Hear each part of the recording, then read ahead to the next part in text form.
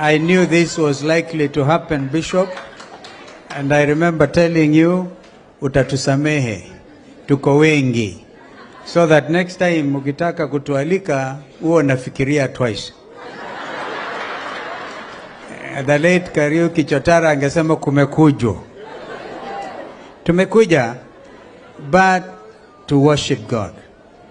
We come with all humility and thank God for the word that we have heard from our Tanzanian brother. Askofu nilikuwa akiongea pale anasema mjukuu wake na mtoto wake wa kwanza 43 years old. Wajukuu 9. Nikamwangalia, he looks 40. I had to ask him, ulizaliwa lini askofu? God's, as they say, God's grace has been more than sufficient for you. Peleka tena salamu zetu kwa Watanzania. Wangapi wanamtuma tena peleka salamu zetu? Asante. Kuna ujumbe fulani lakini nyamaza tu kidogo. Nyamaza tu kidogo na utulie. Tuko kanisani, tulia. I want to introduce two friends who are not from the leadership of political formation, lakini watu wa ajabu. They are very much close to Senator Agnes Kavindu, who is herself a prophetess. She's never afraid of that.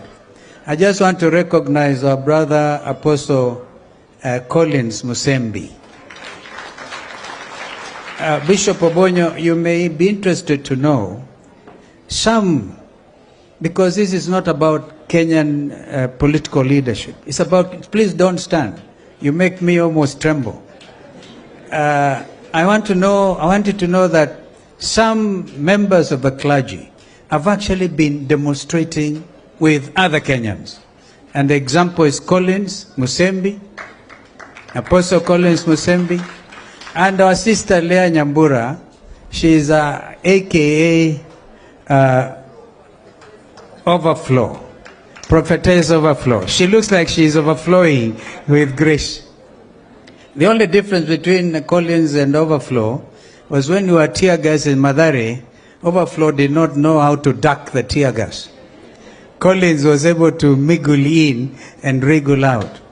We want you to know that men of great faith and mission have looked at what has been doing in terms of taking risk as Kenyans. So it is not just it's not just Azimio, ni Kenyans. Naomba tu niseme kwamba if you, and I want to suggest perhaps the music team, I'll do this if you don't mind.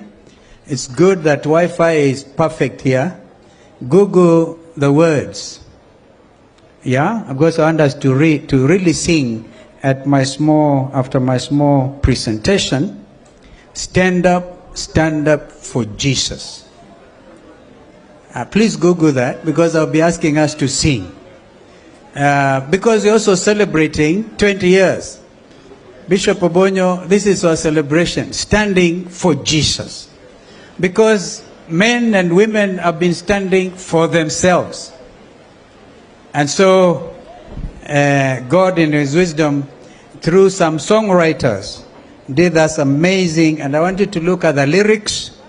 The lyrics, stand up for Jesus. I will lead in the singing. I love singing.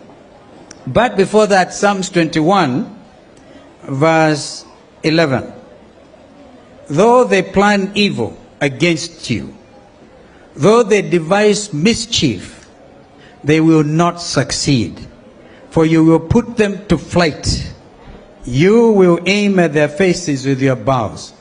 This is, again, a celebratory message from the writer of Psalms. And sometimes it was King David himself, as you know, the great man to whom you referred.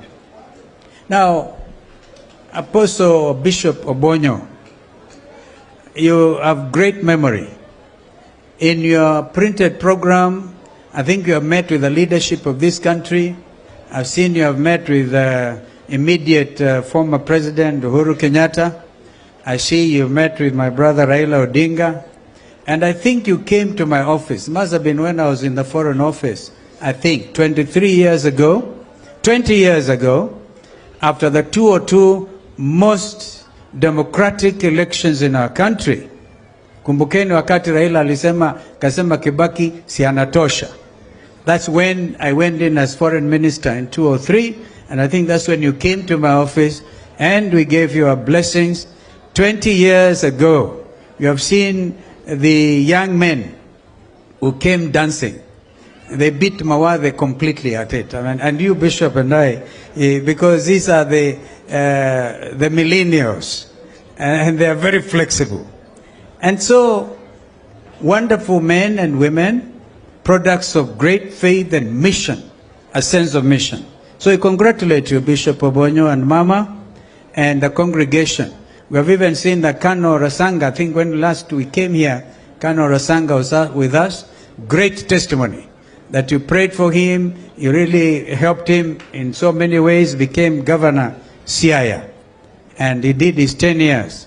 So when we come, like we have come today, we come with great humility.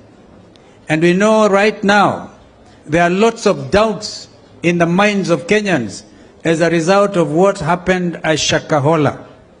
Kenyans are asking simple questions. Is it true?